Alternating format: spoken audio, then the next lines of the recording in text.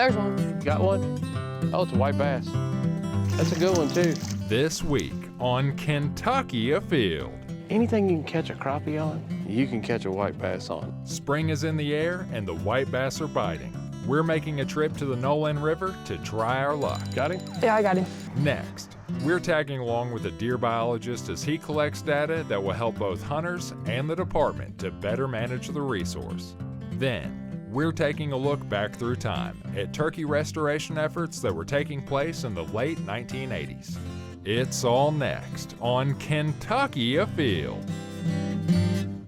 Kentucky Afield. Every week, Kentucky Afield brings you features on hunting and fishing across the state. That's my pup. I'm proud of him. Here he comes right there. Let's get ready. Get ready. Look at that. What a nice fish. Hey, we dug it up right there. We did. There he is. Ooh, a nice one too. Boy, he's healthy. What do we got? That was awesome. Got the first kill. Got one. Big smallmouth. Very nice. Double point. They're in there. There they go. Oh my gosh. Woo! Look at that joker. Look at that. Beautiful. Whoa, this is a good one. That's better than good, Chad. Hello, and welcome to Kentucky Afield. I'm your host, Chad Miles. Join us as we journey the Commonwealth in search of outdoor adventure. Are you looking for an incredible bank fishing opportunity? Well, try focusing on the white bass on the Nolin River. It will not disappoint.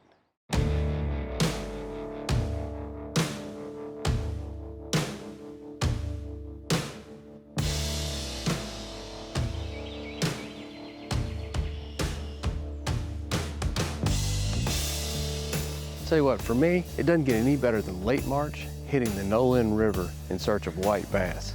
Just got down here today and apparently the fish must be starting to bite because I see a lot of people up and down the bank.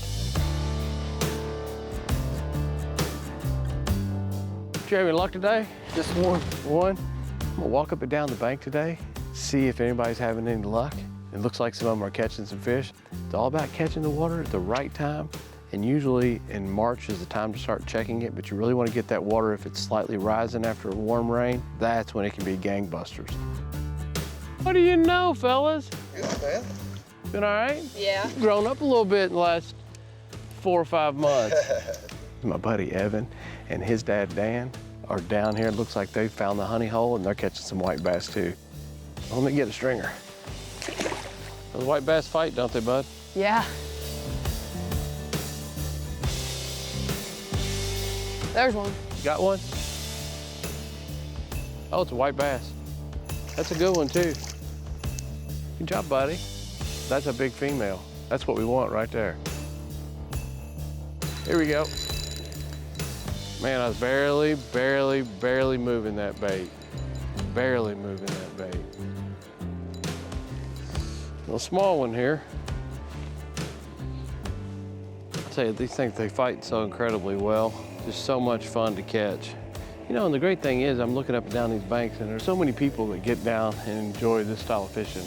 You can go on a boat and you got some guys here doing that, but also just grab you a couple of little lures. Really, anything you can catch a crappie on, you can catch a white bass on. Either spinners, hair jigs, and when the water gets stained like this, I like throwing something with some pink or something with some chartreuse. It seems to work really, really well. But man, this little fish right here doesn't look like much. Had this rod bent around. They fight so incredibly well. Just so much fun. We're gonna let this one grow up another year.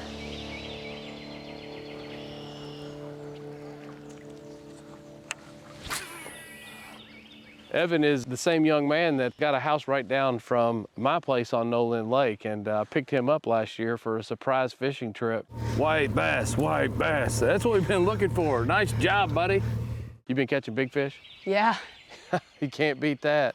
I'll tell you what, Evan, I know you play baseball and your family likes to get out and spend time outdoors. I have to think that a spring break, an entire week at the lake when the fishing's really good, is probably perfect spring break for you, isn't it? Yeah, I like being out here, just catching white bass and just the thought of being out here in the nature. It's just really fun and peaceful. I love it. So what's your favorite thing about white bass fishing? The fight. Yeah, they fight like crazy for their size. Sometimes they'll trick you. You'll be fighting the thing to the bank and you'll be like, oh my gosh, this thing is huge. And you get it in, you're like, That is what was pulling my line that hard? That fish ain't 6 inches long. They're fun to fight. You like eating them? I love eating. I tell you what, I know me and my kids, we love eating them too. My wife, you know how to clean them and get that red meat out. They are hard to beat. They're fantastic to eat. That's right. I love them. You know, I know that you have a boat and you fish from a boat quite a bit.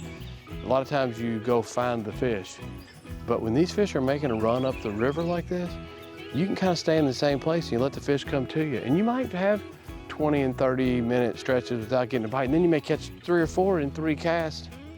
Oh. Got him? Yeah, I got him. Nice, there you go, you're on the other side again. You know, if you look at this water, it's kind of got a mud line that's out there. By the bank's kind of clean. You're making long enough casts that you're able to fish both that mud line and this mud line. What have we got? Seems pretty nice. It's a pull and drag.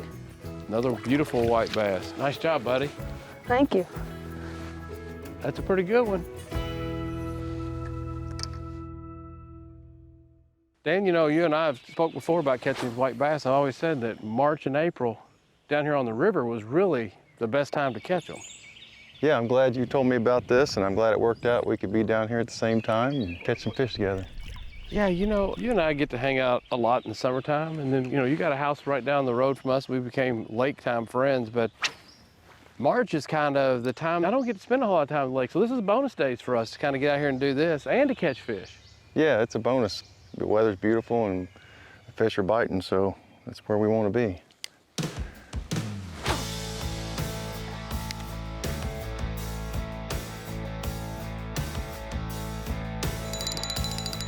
Now that's a fish.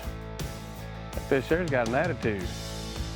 I've probably thrown back more than I've kept, and I would not throw that one back. I believe I would keep that one. Yeah. Dan, that's a great fish, man. Yeah, that's a good looking guy there. How'd that one hit? Did you just smoke it? Oh, he smoked it, yeah. Yeah. Well, sure are pretty too. I like to appreciate how pretty they are. Dan, I guess we met about 4 or 5 years ago. I noticed that your son, Evan, had an extreme interest in fishing. He wanted to fish, and I was able to fish with him a couple times.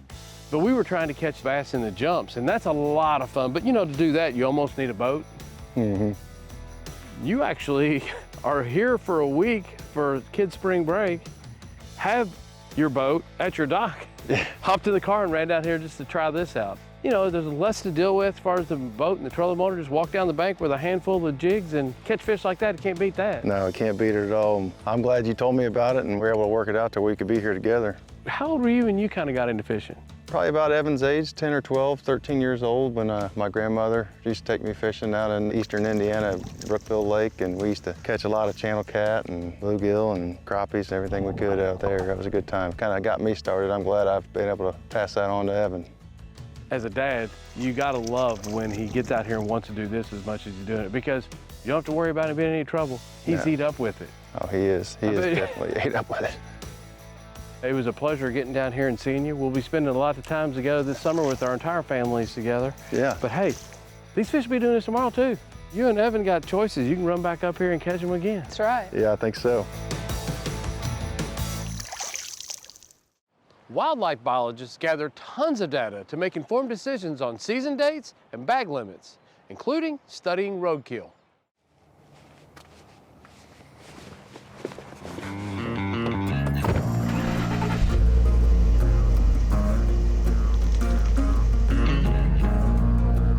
My name is Tommy Apostolopoulos. I am a biologist in the deer program here at Kentucky Department of Fish and Wildlife.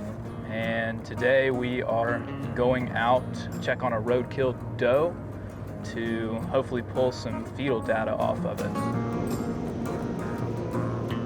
Getting this fetal data also tells us when these fawns are being conceived, when the deer are actually breeding on the landscape. And that varies a little bit throughout the state, so we do it region by region. All right, so we're coming up on our deer. We're gonna throw our flashers on and go ahead and pull off on the side of the road here.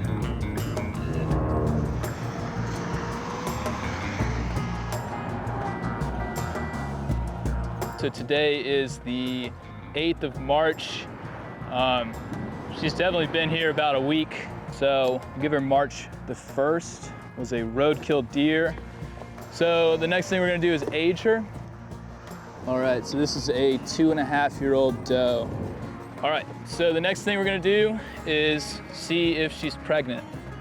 This is when it gets a little stinky.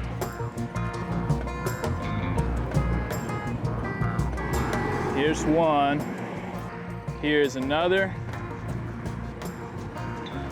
She was pregnant and she's got 2 fetuses. So we'll go back up to the tailgate and measure these and sex them, and then we'll be finished.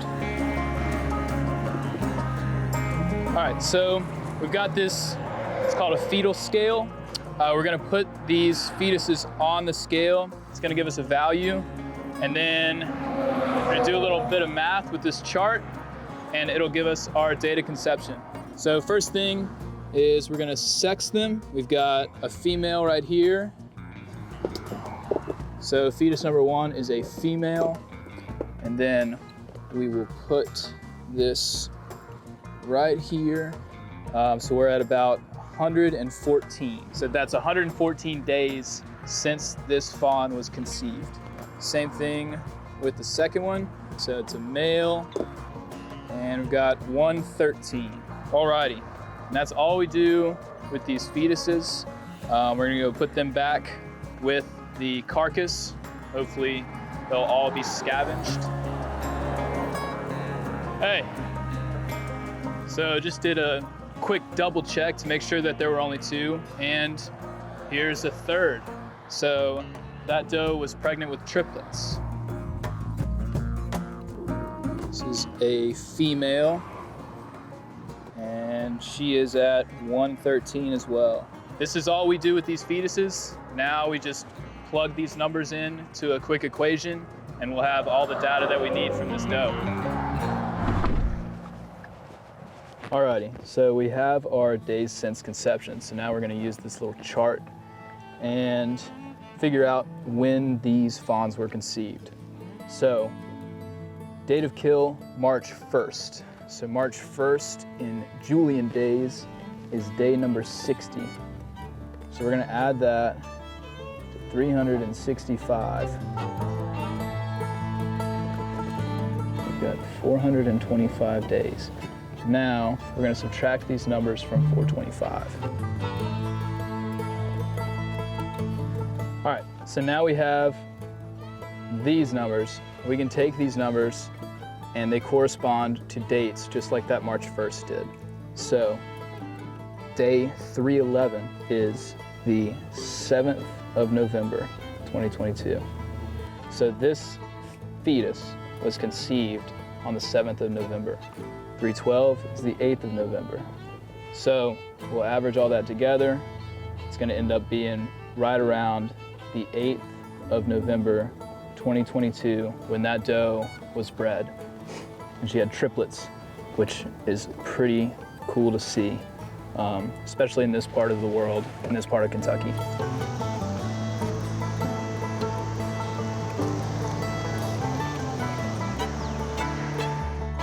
Alrighty, so we're back in the office. I'm gonna take these numbers, plug them into a big Excel sheet with all of the data from the last 2 years. We'll average all of that out with physiographic regions, and it's gonna show us that peak of the rut pretty much, the peak of when breeding is happening throughout the state. Historically, that's been about mid-November, and that doesn't really change. That's a pretty common misconception that the rut is kind of contingent on the weather of right around November. But a doe is gonna go into estrus, is gonna go into heat around the same time every single year throughout her life. So on top of being able to give that information to hunters, for us, we're able to determine, are all the does being bred right around the same time? And if not, you know, everybody kind of knows about the second rut. And so if does are not bred in that first time that they go into estrus, a few weeks later, they'll go back into estrus. They'll drop another egg. So if that's happening a lot and a lot of deer are being bred late, that tells us either there aren't enough bucks on the landscape to breed all of the does that are there, or in most of Kentucky's case, there are too many does on the landscape. and the bucks just aren't able to get to all of them during that first estrus cycle. And from there, we'll be able to determine how healthy the herd is around here. This year, Kentucky Afield is celebrating its 70th year on air. And in this month's Throwback segment, we're going to take a look back at the turkey restoration.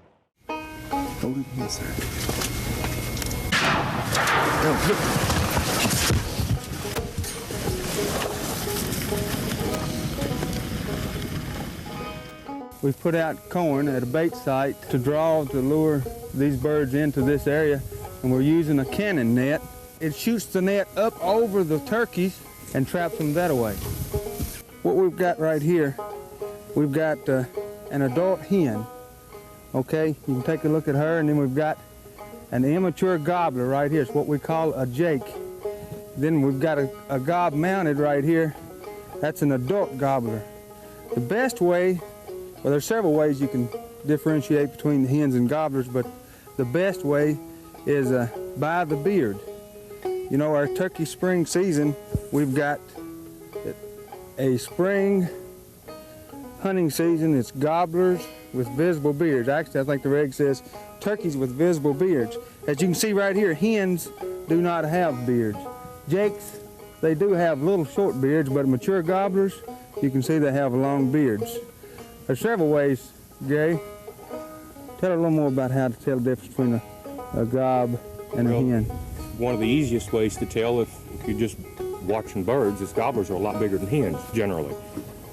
Additionally, a gobbler is almost black in color because if you can get a good close-up on the feathers, the gobbler feathers are black tipped, and the hen feathers are buff or dark brown tipped. So at a distance, when you just visualize an entire bird, the gobblers always look real dark, and the hens always look kind of a light color. You can look at their heads. Now this is, like say, immature jake. If you look at this mature gobbler here, you can see the wattles. The head is so much bigger. But look at this, look at the color difference in this adult hen. You see, you've got feathers running all the way up to the back of her neck, all the way to the top of her head. Jakes have somewhat feathers. Of course, the wattles start right along in here, but look at the adult gob.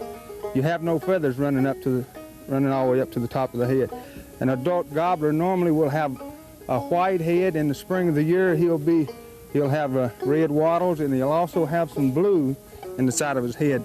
Normally, the adult hen will the head will be kind of brownish, sometimes a little reddish, but it will not have that white cap on it like the adult gob.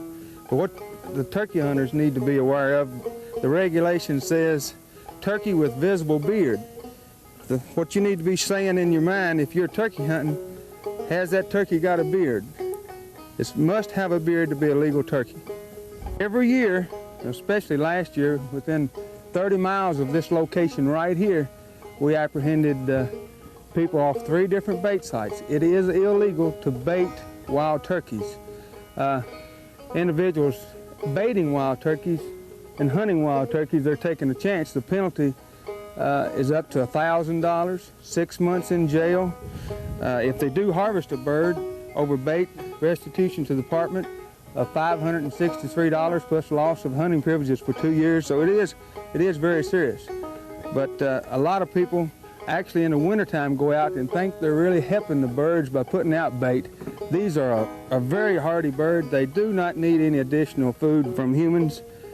When you're normally hunting turkey right after daylight, opportunity to shoot arrive at times when there's very little light, and you have to be absolutely sure of your target. Regulations require that you use small shot when turkey hunting. This is primarily to reduce the opportunity for injury to humans in case a human is shot. Additionally, it's to protect the birds. Large shot are notorious for crippling birds and causing losses in that method. When you are hunting birds, if you hear birds calling, if you feel like there's another hunter in the area, you have to be extremely careful that you don't shoot at a bird that is between you and another hunter.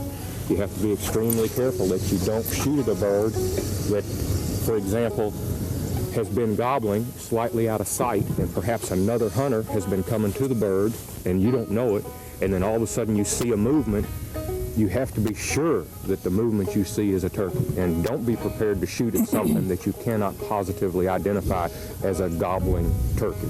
Clothing plays a big part of turkey hunting. Most people, they hunt in full camo, but after they've worked a while, they haven't got on a bird, they've climbed several hills, they get hot, and they'll open up their camouflage jacket, and they'll have a white shirt on, just like what we've got right here.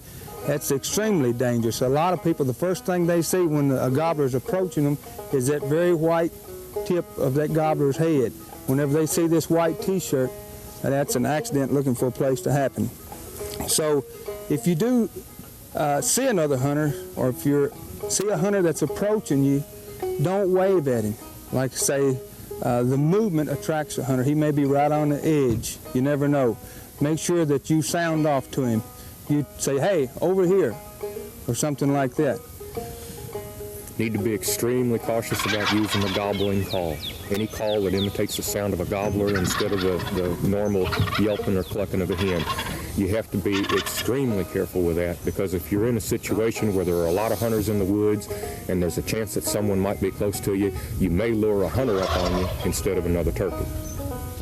So a lot of people say, well, how do you all decide where you release the birds? The conservation officer does most of the legwork with going out and locating the release sites, and then working with the wildlife biologist, we decide what would be the best sites. Years and years ago, we were told that it took 15,000 acres of forest to release turkeys.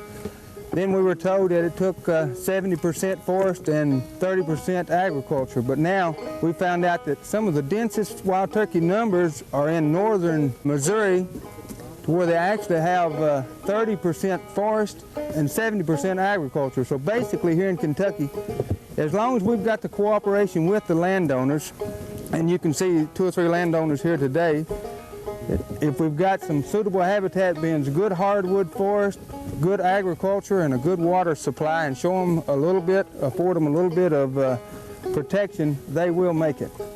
We started the restoration program in 1978, and at that time there were very few, you know, maybe, I don't even think a couple thousand turkeys in the whole state.